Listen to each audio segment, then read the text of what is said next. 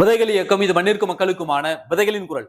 தேமுதிகவினுடைய பொதுச் செயலாளராக இருக்கக்கூடிய அன்னையார் பிரேமலதா அவர்கள் இன்றைக்கு திருப்பரங்குன்றத்துக்கு பிரச்சாரத்துக்கு வந்திருக்காரு. யாருக்காக பிரச்சாரத்துக்கு வந்திருக்காரு தெரியுமா?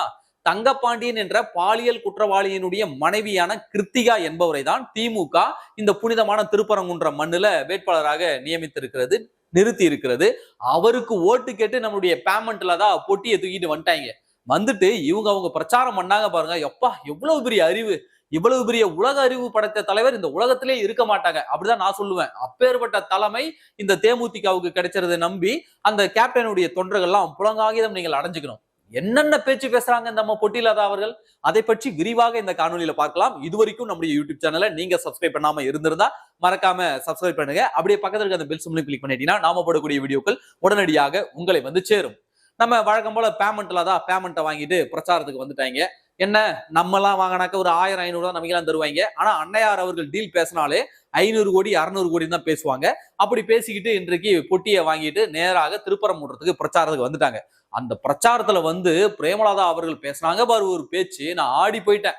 அதாவது மு.க. ஸ்டாலின் 2வது முறை மீண்டும் ஆட்சிக்கு வருவாராம், திமுக 7வது முறை ஆட்சி அமைக்குமா, பெண்களுடைய பாதுகாப்பை மு.க. ஸ்டாலின் உறுதிப்படுத்துவாராம், இந்த பெண்களுடைய பாதுகாவலனே எங்கள் அண்ணன் தான், எப்படி அந்த குழந்தையே நீங்க தான் சார் அப்படின்ற மாதிரி பெண்களுடைய பாதுகாவலனே எங்கள் அண்ணன் மு.க. ஸ்டாலின் தான் அப்படின்னு நம்ம பிரேமலதா அவர்கள் சும்மா அடிச்சு விட்டுருக்காங்க போற போக்குல.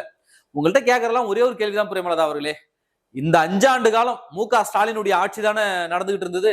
இந்த 5 ஆண்டு காலத்துல பெண் குழந்தைகளுக்கு எதிரான போக்சோ வழக்குகள் இருக்குல்ல, அது 39,999 வழக்குகள், ஏறத்தாழ 40,000 வழக்குகள். பெண் குழந்தைகளுக்கு எதிரான போக்சோ வழக்குகள் மட்டும் 40,000 வழக்குகள் உங்க அண்ணன் பெண்களுடைய பாதுகாவலன் மு.க. ஸ்டாலின் அவருடைய ஆட்சியில வந்திருக்கிறது. இது சீனுக்கு வந்தது மட்டும், எப்படி கம்ப்ளைண்ட் கொடுத்தது மட்டும் இது. அப்ப கம்ப்ளைண்ட் கொடுக்காம எத்தனை ஆயிரம் வழக்குகள் இருக்கு? குழந்தையினுடைய எதிர்காலம் கருதி, குடும்பத்தினுடைய மானம் கருதி, அப்ப எத்தனை வழக்குகள் காவல் நிலையத்துக்கு வராம இருக்குதுன்னு நீங்க நினைச்சு பாத்துக்குங்க. அப்போ பெண்களுக்கு எதிரான வன்கொடுமைகள் அது தனி, புரியுதுங்களா? அப்ப பட்டியலின சமூக பெண்களுக்கு எதிரான வன்கொடுமைகள் தனி. இப்படி எல்லாத்தையும் கூட்டி கழிச்சு பார்த்தோம்னா தமிழ்நாடு அரசியல் வரலாற்றிலேயே இந்த ஸ்டாலின் அவர்களுடைய இந்த 5 ஆண்டு கால ஆட்சியில தான் பெண்களுக்கு எதிரான, பெண் குழந்தைகளுக்கு எதிரான வன்கொடுமைகள் அதிகரித்திருக்கிறது. இதற்கான டேட்டாவை நீங்களே மத்திய அரசுக்கு கொடுத்திருக்கிறீங்க, புரியுதுங்களா? நாங்களா போற போக்குல சொல்லல. அது மட்டும் இல்லாம கிட்டத்தட்ட 8000 கொலைகள் நடந்திருக்கிறது இந்த 5 ஆண்டு கால மு.க. ஸ்டாலினுடைய ஆட்சியில. இதையெல்லாம் பார்த்துட்டு பிரேமலதா அன்னையார் அவர்களுக்கு ஒரே மகிழ்ச்சி. அட நம்ம அண்ணன் மு.க. ஸ்டாலின் ஆட்சியில இவ்வளவு கற்பழிப்புகள் நடந்திருக்குது, எவ்வளவு பெருமையா இருக்குது அப்படின்னு சொல்லிட்டு இன்றைக்கு மாறுதட்டி சொல்லி கொண்டிருக்கிறார்கள். ஏன் நான் அப்படி சொல்றேன்னா, எங்க திருப்பரங்குன்றத்துல எப்படிங்க அப்படி பேசினாங்க, அப்படிலாம் பேசுறீங்களேங்க அப்படின்னு நீங்க சொல்லலாம். 2 நாளைக்கு முன்னாடி சேலத்துல பெண்கள் மாநாடு ஒண்ணு திமுக நடத்தினது. அதுல பிரேமலதா விஜயகாந்த் அவர்கள் என்ன தெரியுமா பேசினாங்க? நல்லா யோசிச்சு பாருங்க. நான் வேணா அந்த வீடியோவை திரும்ப போட்டு காட்டட்டுமா? நல்லா பாருங்க பிரேமலதா அவர்கள் என்ன தெரியுமா பேசினாங்க. என்னைக்கு ஒரு பெண் தனியாக நடுராத்திரியிலும் போறாளோ அன்னைக்குதான் ஒரு உண்மையான சுதந்திரம்னு சொன்னவர் நமது தந்தை காந்தியடிகள். இன்னைக்கு அது போல தமிழ்நாடு முழுக்க ஒரே ஒரு குற்றச்சாட்டு தான் அண்ணன் மேல இருக்கு. அதுவும் இந்த பெண்கள் கூட்டத்தில் நான் சொல்றேன், எங்க பார்த்தாலும் பாலியல் வன்கொடுமை, போதை கலாச்சாரம் இருக்கு. இதை தவிர வேற என்ன சொல்ல முடியும்? வேற ஒன்னும் சொல்ல முடியாது இந்த ஆட்சியின் மேல. எங்க அண்ணன் ஸ்டாலினுடைய ஆட்சியில பெண்களினுக்கு எதிராக நடக்கக்கூடிய வன்கொடுமைகள், போதைப் பொருள் சம்பவங்கள், இதை தவிர்த்துட்டு வேற ஏதாவது உங்களால குற்றச்சாட்டு சொல்ல முடியுமா அப்படின்னு கேக்குறாங்க. யோ அதுதான் மெயின் குற்றச்சாட்டு.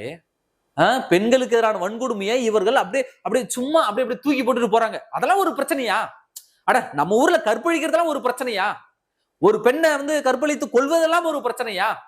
போதைப் பொருள் பள்ளிக்கூடம் படுகிற சிறுவனுக்கு கூட போதைப் பொருள் கொடுத்து அவன் குடிச்சிட்டு எங்கேயாவது போய் கொள்ளை கற்பழிப்புல ஈடுபடுறது அதெல்லாம் ஒரு பிரச்சனையா அப்படின்னு பிரேமலதா அவர்கள் நார்மலைஸ் பண்ணிட்டு போறாங்க.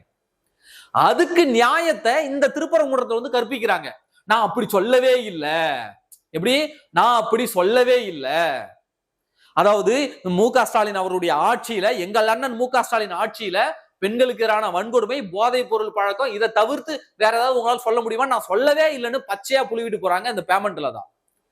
இந்த டிஜிட்டல் நவீன யுகத்துல எல்லாமே ஆதாரங்கள், வீடியோக்கள், அவர்கள் பேசிய ஆதாரங்கள் அத்தனையுமே நம்ம கண் முன்னாடி இருக்குது. நம்ம கண்ணு முன்னாடி இருக்கும் போதே நம்ம கண்ணையே தோண்டி எடுத்துக்கிட்டு போறாங்கன்னா இந்த அம்மா எவ்வளவு பெரிய கேடி என்பதை நீங்கள் புரிந்து கொள்ள வேண்டும். சேலத்துல நான் அண்ணன் ஸ்டாலினோட இணைந்து மகளிருடைய மாபெரும் ஒரு பொதுக்கூட்டத்துல கலந்து கொண்டேன். அது நீங்க எல்லாருமே பார்த்திருப்பீங்க. ரொம்ப தூரம் நடைபயணமாக சென்று அந்த பொதுக்கூட்டத்திலே கலந்து கொண்டு பெண்களுக்காகவும் அண்ணன் ஸ்டாலின் வெற்றி பெற்று வந்தால் என்னெல்லாம் செய்வார் என்ற வாக்குறுதிகளை கொடுத்தேன். ஆனால் பத்திரிகை நண்பர்கள் நான் என்ன சொல்றேன்னே புரிந்து கொள்ளாமல் திருத்து தகவல் போடுறீங்க, செய்தி போடுறீங்க. தயவு செய்து நான் சொல்றேன், நல்லா புரிஞ்சுக்கிட்டு நான் சொல்றதை கேட்டு நீங்க உங்கள் பத்திரிகையில செய்தி போடணும். அப்ப அந்த காணொலியில அந்த அம்மா தெளிவா பேசுது, நான் அப்படி பேசவே இல்ல. மு.க. ஸ்டாலின் ஆட்சிக்கு வந்தாருன்னா அவருடைய ஆட்சி பொற்காலமா இருக்கும் தான் சொன்னேன். நானும் பெண்ணு, இந்த திருப்பரங்குன்றம் வேட்பாளர் கிருத்திகா தங்கபாண்டியன் இவரும் பெண்ணு, நாங்க 2 பேரும் பெண்கள், பெண்களுக்கான பாதுகாப்புக்கு ஏதாவது பிரச்சனை நாங்க 2 பேருமே நேரடியாக ஸ்டாலினிடம் முறையிடுவோம் அப்படின்றாங்க. பிரேமலதா அவர்களே, உங்களுக்கு ஒரு விஷயம் தெரியுமா? அப்படியே பக்கத்துல இருக்கவ உங்க கிருத்திகா தங்கபாண்டியன் கூப்பிட்டு, ஏமா உன் புருஷன் 14 வயசு பெண் குழந்தைய பாலியல் வன்கொடுமை செஞ்சு 12 வருஷம் சிறை தண்டனை விதிச்சாங்களே, உண்மையா அப்படின்னு உங்க பக்கத்துல இருந்த கிருத்திகா தங்கபாண்டியன் நீங்க கேட்டிருந்தீங்கன்னா அப்ப தெரிஞ்சிருக்கும். அப்போ ஒரு பாலியல் குற்றவாளியினுடைய மனைவிக்கு இந்த திருப்பரங்குன்றம் என்ற ஒரு புனிதமான ஒரு மண்ணுல அதை களங்கப்படுத்தும் விதமாக ஒரு பாலியல் குற்றவாளியினுடைய மனைவியை வேட்பாளராக நிறுத்துது இந்த திமுக. அதுக்கு வெக்கமே இல்லாம நீங்க பிரச்சாரம் பண்ணிட்டு பெண்களுடைய பாதுகாவலன் மு.க. ஸ்டாலின் தான் வெக்கமே இல்லாம நீங்க பேசிட்டு போறீங்களா? உங்களெல்லாம் நாங்க எதை கழட்டி அடிக்கணும்? அப்ப இது போன்ற பாலியல் பொறுக்கிலாம் ஆட்சி அதிகாரத்துக்கு வந்தானா, எம்எல்ஏ ஆனானா, அதிகாரம் இல்லாத போதே ஒரு சிறுமியை இப்படி வன்கொடுமை செஞ்சவன் அதிகாரம் வந்தா எத்தனை பெண்களை நாசம் பண்ணுவான்? ஒருவேளை கிருத்திகா தங்கபாண்டியன் அவர்களுக்கு நீங்க ஓட்டு போட்டா, ஏங்க அவங்க புருஷன் தாங்க தப்பு பண்ணாரு, கிருத்திகா தங்கபாண்டியன் தப்பு பண்ணாங்க, நீங்க கிருத்திகாவுக்கு ஓட்டு போடுற அப்படி கூட நீங்க நியாயப்படுத்தலாம். ஒரு விஷயம் நல்லா புரிஞ்சுக்கோங்க, மதுரையில அந்த வரி முறைகேடு நடக்குது, கிட்டத்தட்ட 200 கோடி ரூபாய். அதோடைய மேயர் யாரு? இந்திராணி அவங்க மனைவி, அவருடைய கணவன் தான் இந்த ஊழலுக்கு இந்த முறைகேட்டுக்கு சூத்திரதாரி. ஆனா மேயர் அவங்க மனைவி, இவங்க கணவன் எந்த பதவியிலுமே இல்ல. அப்புறம் எப்படி இந்த கணவன் போய் அந்த முறைகேட்டில் ஈடுபடுறான்? புரியுதுங்களா? பெண்களுடைய அரசியல் அப்படிதான் இருக்குது இப்போதைக்கு தமிழ்நாட்டுல.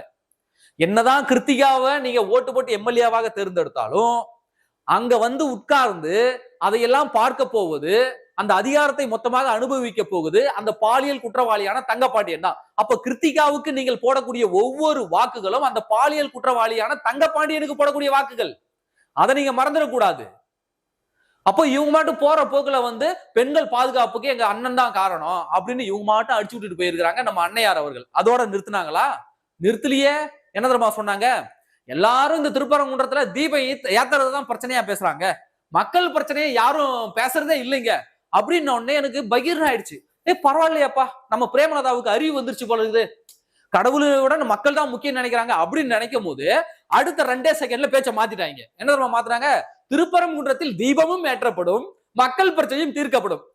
அடங்கப்பா, திருப்பரங்குன்றத்துல தீபம் ஏற்றுறத பத்தி பேசுறாங்களே ஒழிய தொகுதியின் மக்களினுடைய வாழ்க்கை தரம் உயர்த்த என்ன செய்ய வேண்டும் என்பதை இன்னைக்கு யாரும் பேச மாட்டேங்கிறாங்க.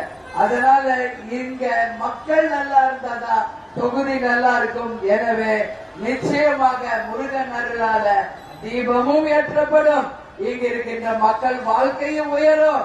அது மட்டுமில்ல, கிருத்திகா தங்கபாண்டி இந்த மக்களின் வாழ்க்கையில தீபம் ஏற்றுவார், ஒளி ஏற்றுவார். அந்த வடிவேல் காமெடியில் சொல்லுவாங்கல்ல, இருக்கிற இடத்திலேயே துண்டை மாற்றிக்கொண்டு கட்சியை மாற்றிக்கொண்டு ஓடுவதால் என்னை பச்சோந்தி என்றோ நினைத்து விடாதீர்கள் அப்படின்னு வடிவேல் ஒரு டயலாக் பேசுவார்ல, அந்த மாதிரிதான் நம்ம பிரேமலதா அவர்கள்.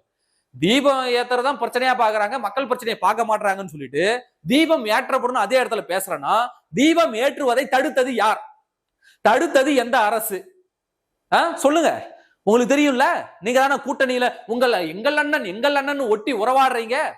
இன பாசத்தால தானே உங்களுக்கு 10 தொகுதியை தூக்கி கொடுத்தாரு, தொகுதிக்கு 50 கோடி ரூபாய் 500 கோடி ரூபாய் கொடுத்திருக்காரு.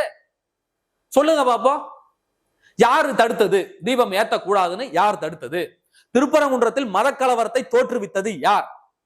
முழுக்க முழுக்க இந்த திமுக அரசு தான் தோற்றுவித்தது. ஏனென்றால் காலம் காலமாக இருந்து வரக்கூடிய நடைமுறையை பின்பற்றக்கூடிய விதமாக முதலாக ஒரு இஸ்லாமிய சகோதரர் அங்க போறாரு. போன உடனே அவரை தடுத்து நிறுத்தியது காவல்துறை. அவரை தடுத்து நிறுத்தினோடனே அதற்கு பதிலடி கொடுக்கும் விதமாக ஒரு தரப்பும், அவங்களுக்கு பதிலடி கொடுக்கும் விதமாக இன்னொரு தரப்பும் மாறி மாறி அவருடைய ஈகோ கிளாஷ் ஆனதான் இன்றைக்கு ஒற்றுமையாக இருந்த அந்த திருப்பரங்குன்ற மக்களிடையே மிகப்பெரிய பிளவுகள் ஏற்பட்டது. அப்போ முதல் முறையாக இந்த திமுக அரசினுடைய ஸ்டாலினுடைய கட்டுப்பாட்டில் இருக்கக்கூடிய அந்த காவல்துறை முதலாக அங்க வழிபாடு சென்றவரை தடுக்காமல் இருந்திருந்தால் இந்த பிரச்சனையே வந்திருக்காது. அப்ப தன்னுடைய சுய அரசியல் லாபத்திற்காக இந்த திமுக அரசு அப்பாவி சிறுபான்மையின மக்களை ஏமாற்றுவதற்காக, அவர்களை தங்களுடைய ஓட்டு வங்கியாக பயன்படுத்திக் கொள்வதற்காக உருவாக்கியதுதான் அந்த மல்லத கலவரம். இத்தனை ஆண்டு காலம் இல்லாதது இந்த மு.க. ஸ்டாலின் ஆட்சியில மட்டும் எப்படி வந்தது அங்க பிரச்சனை? சொல்லுங்க பாப்போம். இவ்வளவு தீவிரமாக இந்த மு.க. ஸ்டாலின் ஆட்சியில மட்டும் எப்படி ஏற்பட்டது? ஏனென்றால் அவர்களுக்கு ஓட்டு வங்கி முக்கியம். சிறுபான்மையின மக்களை ஏமாற்றி அவருடைய வாக்குகளை பெற வேண்டியது அவசியம். அப்படி இல்லைன்னா தோத்துருவாங்க. அதற்காக அவர்கள் செய்த நாடகம் தான் அந்த திருப்பரங்குன்றம் தீப விவகாரம். அதை இந்த மண்ணினுடைய மக்கள் உணர்ந்துட்டாங்க. அதிமுகவினுடைய நிலைப்பாடு என்றைக்குமே ஒரே நிலைப்பாடு தான். வழக்கத்தை மாத்தாதீங்க. நாங்கள் எந்த மதத்துக்கும் சார்ந்தவர்கள் அல்ல, நாங்கள் நடுநிலையாக நிற்போம்னு சொல்லிட்டு அன்னைக்கு அப்படிதான் நின்னாங்க, இன்னைக்கு அப்படிதான் நின்னாங்க. ஆனால் மு.க. ஸ்டாலின் அவர்கள் என்ன பண்ணாங்க? அவருடைய சுய அரசியல் லாபத்துக்காக மாறி மாறி பேசி, இன்னைக்கு பாருங்க பிரேமலதா அவர்களும் மாறி மாறி பேசி இன்னைக்கு மக்கள் மத்தியில அம்பலப்பட்டு போய் நிக்கிறாங்க. இத்தனை ஆண்டு காலம் மாம மச்சானாக, அங்காளி பங்காளியாக, அண்ணன் தம்பியாக வாழ்ந்த இஸ்லாமிய சகோதரர்களை பிரிக்க நினைத்தது இந்த திமுக தான் என்பதை அவர்கள் உணர்ந்து கொண்டு விட்டார்கள். நிச்சயம் அவர்கள் இதற்கான பதிலடியை இந்த கிருத்திகா தங்கபாண்டியனுக்கும் கொடுப்பார்கள். திருப்பரங்குன்றம் மக்கள் ஒருபோதும் முட்டாள்கள் அல்ல. தங்களை ஆளக்கூடியவர்கள் ஒரு பாலியல் குற்றவாளியாகவோ, பொறுக்கியாகவோ, ரவுடியாகவோ இருப்பதை அவர்கள் ஒருபோதும் விரும்ப மாட்டார்கள். நிச்சயம் அவர்கள் நல்ல முடிவை எடுப்பார்கள். எனவே பிரேமலதா விஜயகாந்த் அவர்கள் கண்ணை கட்டி காட்டுல விட்டது போல வாய்க்கு வந்ததை இங்க திருப்பரங்குன்றத்துல வந்து உளறிக்கிட்டு போயிருக்காங்க. என்ன மேட்ச்னும் தெரியல, என்ன டீம்னு தெரியல, எத்தனாவது பாலுன்னு தெரியல. அவங்க மாட்டு கண்ணை கட்டிட்டு பேட்டை சுழட்டிட்டு இன்னைக்கு அவங்க மாட்டு கிளம்பி போயிட்டு இருக்கிறாங்க. எனக்கு என்னமோ இவங்களுக்கு திமுக 10 சீட்டு கொடுத்ததுக்கு இந்த வெளுக்கிறாங்களே திமுகவை, இன்னும் ஒரு 5 சீட்டு கொடுத்துருந்தாங்கனாக்க நிச்சயமாக திமுகவை நடுத்தருவில் உட்கார வச்சிருவாங்க நம்மளுடைய பிரேமலதா அவர்கள், பொட்டிலதா அவர்கள். நன்றி.